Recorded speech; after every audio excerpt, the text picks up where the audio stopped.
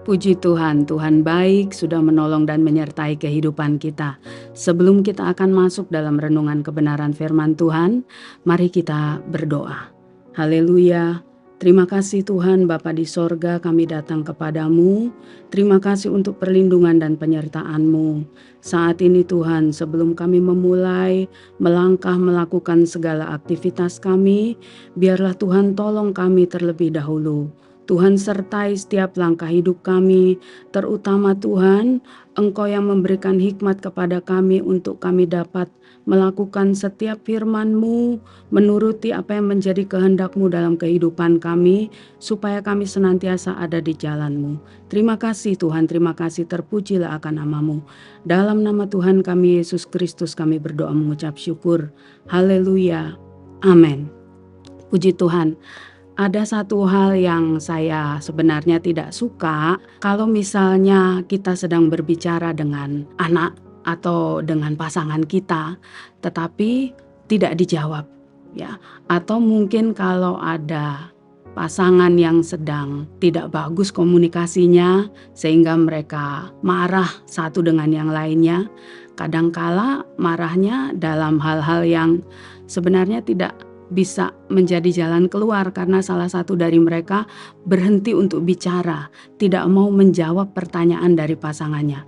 Itu menyebalkan sekali Bapak Ibu Saudara ya. Nggak enak dicuekin, itu nggak enak sekali.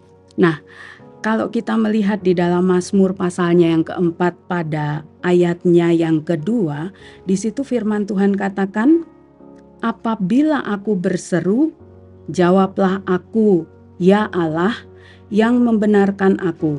Di dalam kesesakan, Engkau memberi kelegaan kepadaku. Kasihanilah aku dan dengarkanlah doaku. Puji Tuhan. Dari ayat ini, di sini ada satu kalimat yang mengatakan, apabila aku berseru, jawablah aku, ya Allah.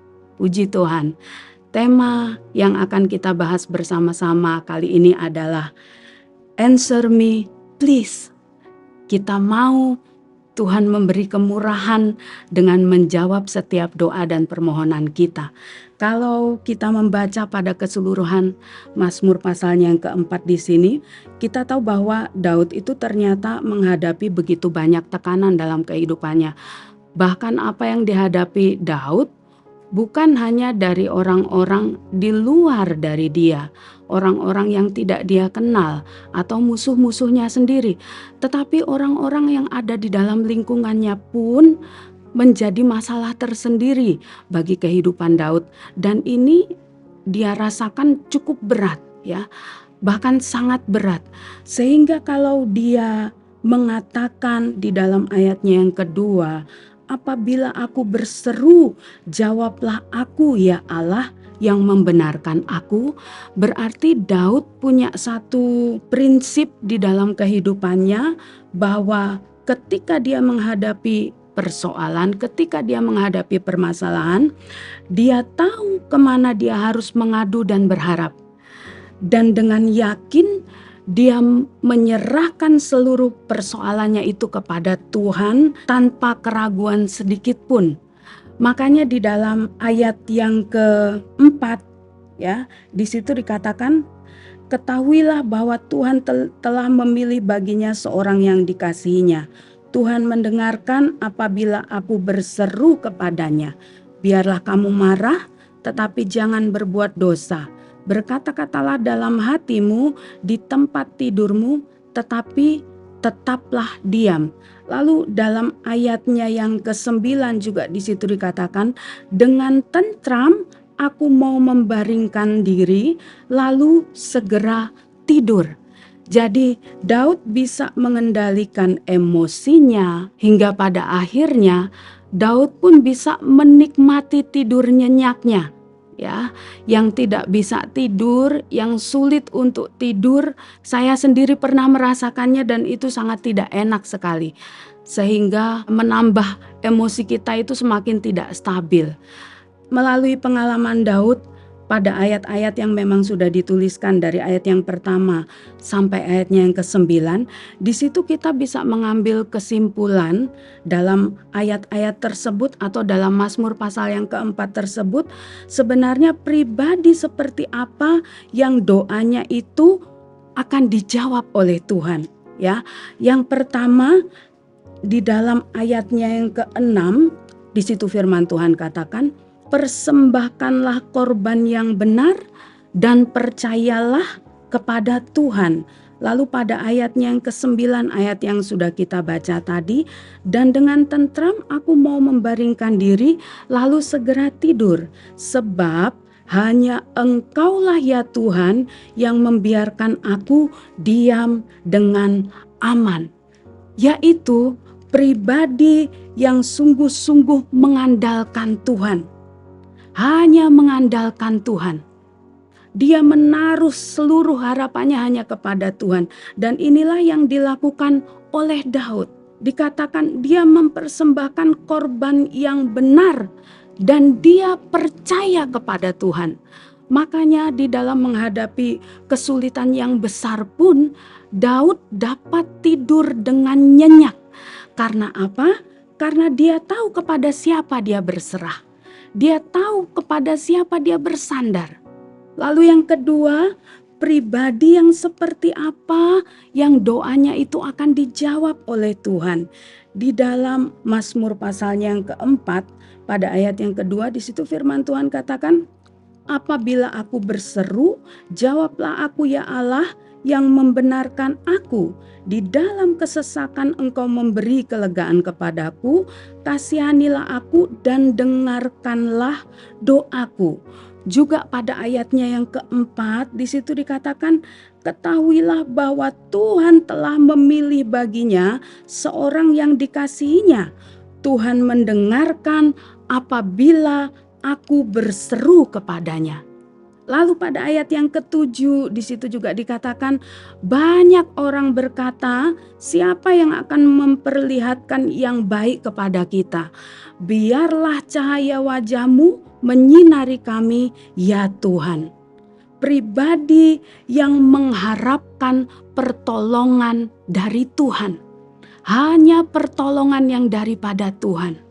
Maka kita anak-anak Tuhan yang senantiasa belajar untuk taat dalam melakukan kebenaran firman Tuhan, sudah pasti kita akan terlatih ketika kita menghadapi masalah yang harus kita ambil langkah terlebih dahulu, bukan cari pertolongan kepada yang nampak di hadapan kita, tetapi kita yang selalu berusaha menyenangkan Tuhan dengan melakukan kebenaran firman Tuhan, kita akan datang kepada Tuhan dan menantikan pertolongan Tuhan itu terjadi dalam kehidupan kita. Haleluya. Lalu yang ketiga, pribadi seperti apa yang doanya akan dijawab oleh Tuhan? Mereka adalah pribadi yang mempunyai gaya hidup yang saleh. Kekudusan, kesalehan tuh harusnya menjadi gaya hidup kita anak-anak Tuhan. Terserah orang lain mau katakan, sok suci kamu, sok kudus kamu, sok benar kamu.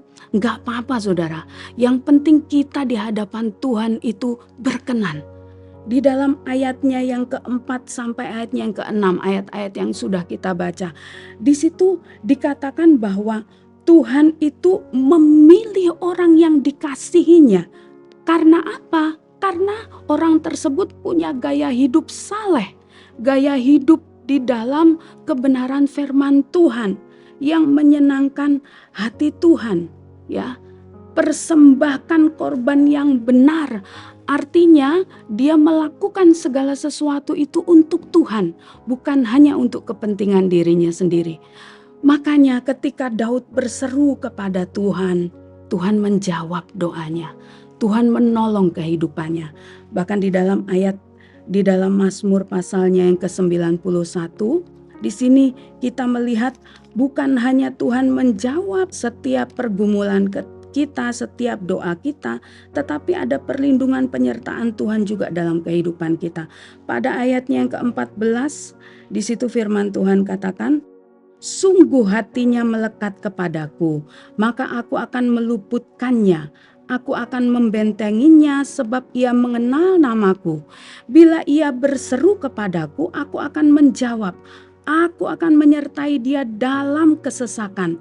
Aku akan meluputkannya dan memuliakannya. Puji Tuhan, dalam ayat ini dikatakan bahwa bukan hanya dia menjawab doa kita, tapi firman Tuhan katakan dia menyertai dalam kesesakan dan meluputkan serta memuliakannya. Haleluya, itulah Tuhan kita, Tuhan yang luar biasa. Puji Tuhan, mari kita tundukkan kepala kita berdoa. Terima kasih Tuhan untuk kemurahan dan kebaikan-Mu. Terima kasih untuk janji-Mu yang indah dalam kehidupan kami. Sekarang apapun yang terjadi dalam hidup kami Tuhan, kami tahu kemana kami harus melangkah. Kami tahu kemana kami harus berharap. Hanya kepada Engkau Allah kami, Tuhan kami, Juru Selamat kami yang hidup, yang menyelamatkan, yang memelihara, dan yang menjawab setiap doa kami. Terima kasih Tuhan, terima kasih, terpujilah nama-Mu. Dalam nama Tuhan Yesus Kristus kami berdoa. Haleluya, amin. Bersama Yesus aku kuat.